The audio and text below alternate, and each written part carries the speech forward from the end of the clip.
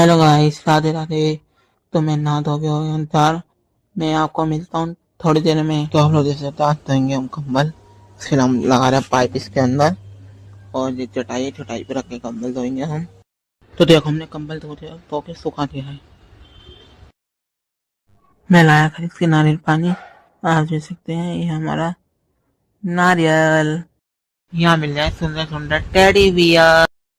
तो मैं अब आ गया ट्यूशन से घर। आप लोग देख सकते हैं, मैंने कर ली चौल फ्राई।